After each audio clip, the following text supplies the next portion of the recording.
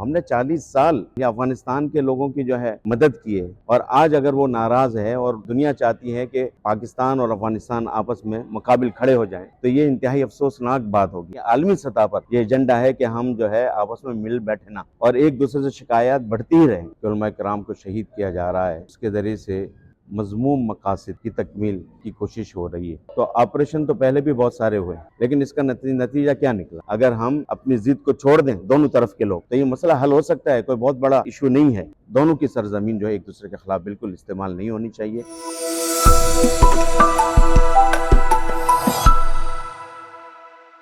ابھی ایکسکلوسیو کے ساتھ کراچی سے میں وقاص خان، میرے ساتھ موجود ہیں مولانا عبدالوحید صاحب. صاحب، دہشت گردی کی لہر ایک بار پھر سے پاکستان میں شروع ہو گئی ہے. خیبر پختونخوا اور بلوچستان اس کی زد میں ہے. تو آپ کے ساتھ بات کرنے کا مقصد یہ ہے کہ ایک تو علماء کرام کی طرف سے وقتاً فوقتاً فتوے بھی آ رہے ہیں کہ دہشت گردی ہے،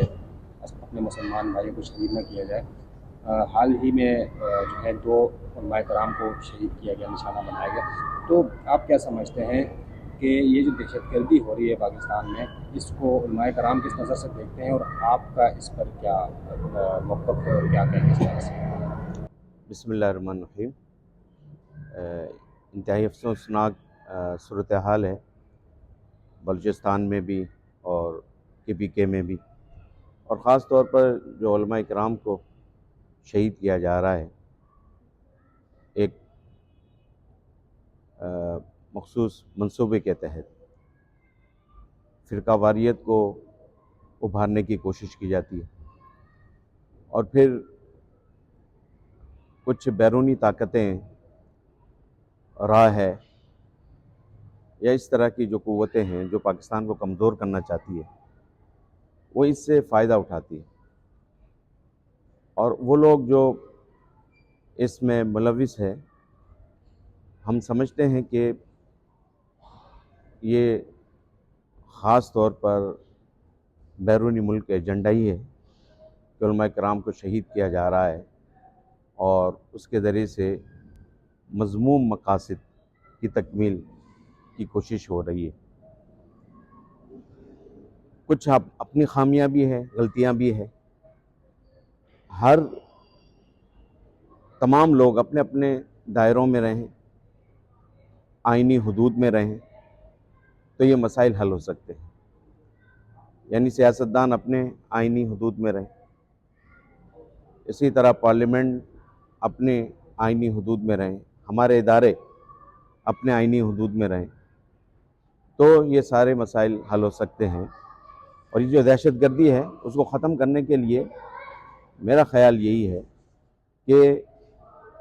اس کو جو ہے مذاکرات کے ذریعے سے ہی حل کیا جا سکتا ہے. یہ جو آپریشن کی باتیں ہوتی ہے تو آپریشن تو پہلے بھی بہت سارے ہوئے، لیکن اس کا نتیجہ کیا نکلا؟ KPK کے اندر آپریشن ہوئے، کئی آپریشن کیے گئے، لیکن نتیجہ آپ کے سامنے ہے کہ آج پھر بھی دہشت گردی اپنی جگہ پر قائم ہے. لہذا ضرورت ہے کہ ہم جو ہے مذاکرات کے لیے راہ ہموار کریں، سیاسی عمائدین کو یہ ٹارگٹ دیں، اور جو ہے علماء کرام کو یہ ٹارگٹ دیں، مؤثر افراد جو ہے جو پاکستان کے اندر شخصیات ہیں ان کو ٹارگٹ دیں. اور ہم کہتے ہیں کہ اگر اس کے ذریعے سے انشاءاللہ ایک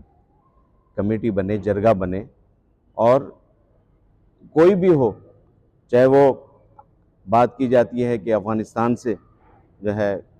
وہ ان کی سرزمین استعمال ہوتی ہے، تو افغانستان تو ہمارا برادر اسلامی ملک ہے، ان سے بات کی جا سکتی ہے. وہاں پر بھی سیاسی عمائدین، علماء کرام کا ایک جرگہ ان کے پاس بھیجا جا سکتا ہے، ان سے بات کی جا سکتی ہے کہ وہ سرزمین پاکستان کے خلاف استعمال نہ ہو. ہم نے 40 سال جو ہے جہاد افغانستان یا افغانستان کے لوگوں کی جو ہے وہ مدد کی ہے، ان کے ہم پشتیبان رہے ہیں. اور آج اگر وہ ناراض ہے اور دنیا چاہتی ہے کہ پاکستان اور افغانستان آپس میں مقابل کھڑے ہو جائیں تو یہ انتہائی افسوسناک بات ہوگی کہ قربانیاں ہم نے دی، قربانیاں پاکستان نے دی. 40 سال پاکستان نے افغان پناہ گزینوں کو اپنے پاس رکھا، مہاجرین کو اپنے پاس رکھا اور ہمیشہ ان کے ساتھ تعاون ہوتا رہا۔ تو ضرورت اس بات کی ہے کہ مذاکرات کے ذریعے سے اس دہشت گردی کے اوپر ہم جو ہے وہ قابو پا سکتے ہیں، اور وہ جو ناراض لوگ ہیں، عناصر ہے کہ جو کسی کے استعمال میں آ جاتے ہیں، کوئی بھی قوت اگر اس کو استعمال کرتی ہے تو ان کے ساتھ بیٹھ کر بات کی جا سکتی ہے، انہیں سمجھایا جا سکتا ہے۔ تو میرا تو خیال یہی ہے کہ جو علماء کرام کی شہادتیں ہو رہی ہے اس کے پیچھے یہی بات ہے کہ فرقہ وارانہ جو ہے فسادات کو ابھارنے کی کوشش کی جا رہی ہے کہ کسی طریقے سے علماء کرام جو ایک مؤثر رول ادا کرتے ہیں معاشرے کے اندر عوام کی اصلاح کے لیے یا اس دہشت گردی کو جو ختم کر سکتے ہیں، تو ان کو جو ہے وہ دبایا جائے۔ مولانا صاحب، علماء کرام کے پاس ایک اچھا پلیٹ فارم ہے لوگوں کو گائیڈ کرنے کا، ایجوکیٹ کرنے کا۔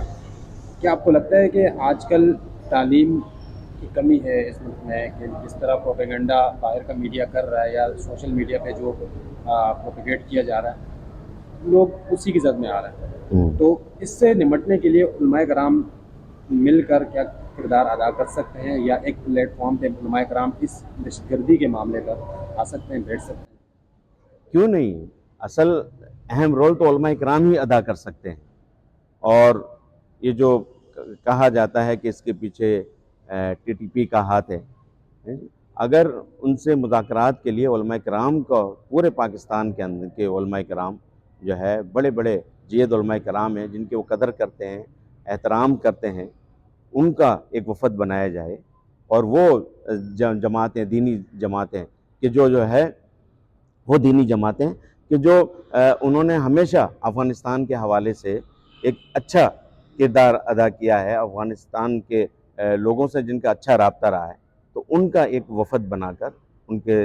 ساتھ جو ہے مذاکرات کو میز سجائی جا سکتی ہے۔ اچھا مولانا صاحب، دو چیزیں آ رہی ہیں، ایک تو تحریک طالبان افغانستان ہے، ایک تحریک طالبان پاکستان ہے۔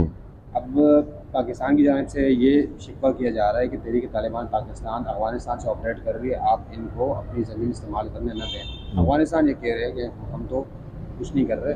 ہماری زمین یہ استعمال پاکستان کے لیے نہیں ہو رہی ہے۔ تو یہ جو کشیدہ صورتحال ہے، اس میں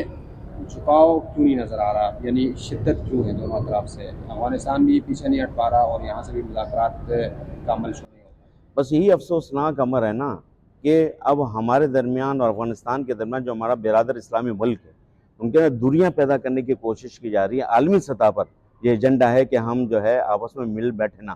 اور ایک دوسرے سے شکایات بڑھتی ہی رہیں، اور روز بروز پھر دیکھنے میں یہی آ رہا ہے کہ روز بروز اب یہ دوریاں پیدا ہو رہی ہے، تو یہ ختم ہونی چاہیے، اور افغانستان کی سرزمین کسی طرح سے بھی پاکستان کے خلاف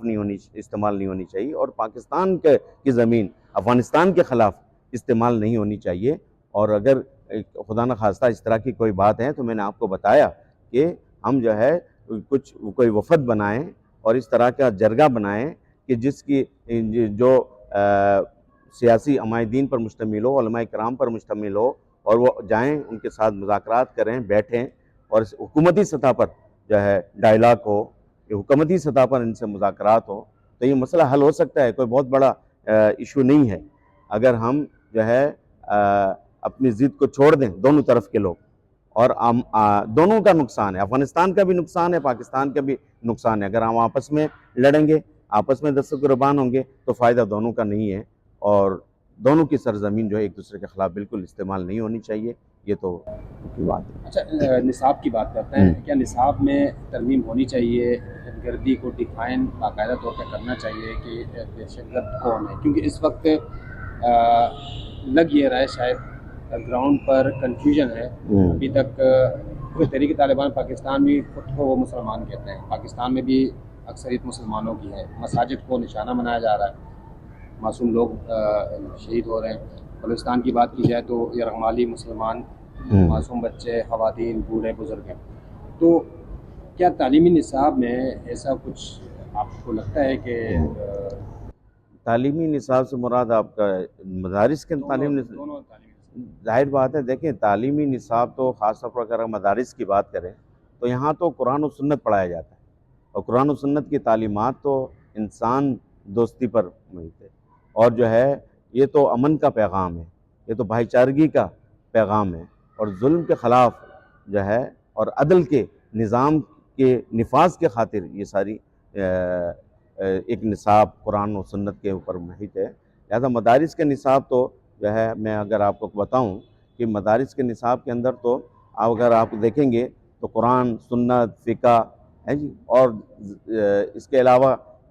جو ہے نا گرامر، عربی گرامر وغیرہ، اس میں کوئی ایسی چیز نہیں ہے کہ جو شدت پسندی انسان کو سکھاتی ہو، بلکہ یہ تو محبت اور ہم آہنگی اور بھائی چارگی یہ قرآن و سنت کا جو ہے تعلیمات سکھاتی ہے۔ باقی پاکستان کے نصاب کے جو عصری علوم کا جو نصاب ہے، اس میں بہرحال جو ہے نصاب میں تبدیلی یا بہتری کی گنجائش تو بہرحال مدارس کے نصاب میں بھی رہتی ہے، اور ہر کسی کو بھی پرفیکٹ نہیں کہہ سکتے کہ بس یہی ٹھیک ہے، اس کے علاوہ کوئی تبدیلی نہیں ہو سکتی۔ تو جو نصاب ہے اسکول، کالج، یونیورسٹیوں کا نصاب ہے، اس میں بھی ہم اس اہم موضوع کو، امن و امان کے موضوع کو اور بھائی چارگی کے موضوع کو، اتحاد اور اتفاق کے موضوع کو اجاگر کر سکتے ہیں، اس میں تو کوئی دو رائے نہیں۔ مولانا صاحب آخری سوال آپ سے مجھے کروں گا کہ ہر چیز میں جدت آ گئی ہے، جیسے کہ آپ نے سنا ہوگا شاید کہ اے آئی، آرٹیفیشیل انٹیلیجنس سے جنریٹڈ تصاویر استعمال ہو رہی ہیں، ویڈیوز بن رہی ہیں جس سے لوگوں کو مس گائیڈ کیا جا رہا ہے۔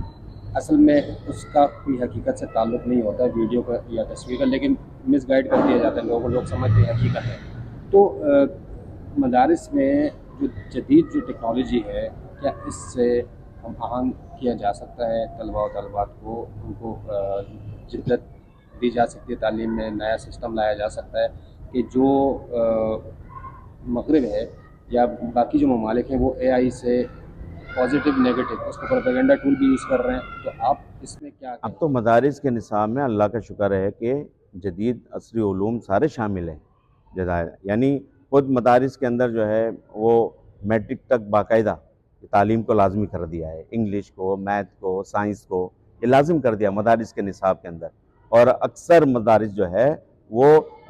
ہمارے جو متعلقہ بورڈز ہیں ان سے جو ہے میٹرک کرتے ہیں۔